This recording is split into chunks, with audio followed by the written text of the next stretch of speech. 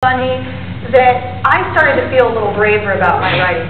Now, I've actually kept a journal since 5th grade. I still have my 5th grade journal. It's actually really fun for me to read now. And I don't, even in 5th grade, I didn't write in my journal every single day. I tend to write in my journal when I'm really excited about something, when I'm really mad about something, when I'm really sad about something. I feel like when you write something down, it kind of helps get it out of your head.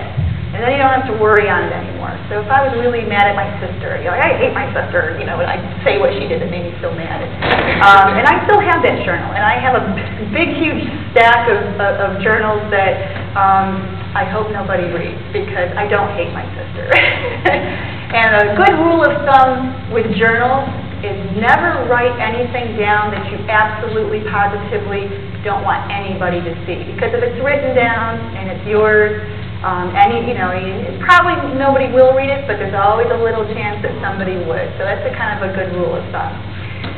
So in my journal, I started writing more and writing more little stories. And I picked up a book called The Playful Way to Serious Writing. And this was a really fun book for me, because what this book had in it was little pictures and, like here's a picture of a bunch of mannequin hands, like from store dummies. And it says, who found these mannequin hands? Where? Why did he or she want them? Set your timer for 5 minutes and go. And I love this book because most of the things in it said, set your timer for 5 minutes or 10 minutes, at the most 30. So I could just start playing with an idea. I didn't have to worry about how the story was going to end. I didn't have to worry about details, about sort of the background of the person. I could just play and let my brain sort of get something out on paper.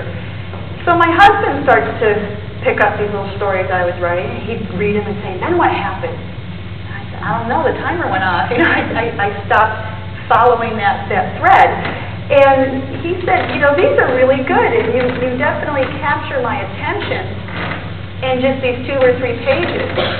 So I started feeling even braver about my writing, that I could, because think about it, what makes a good story? It's when you want to know what happens next, right? It's when you get to the end of the chapter, you're like, and then what happens? That's what makes a good story. So the fact that I could do that with these little exercises made me feel even braver about writing.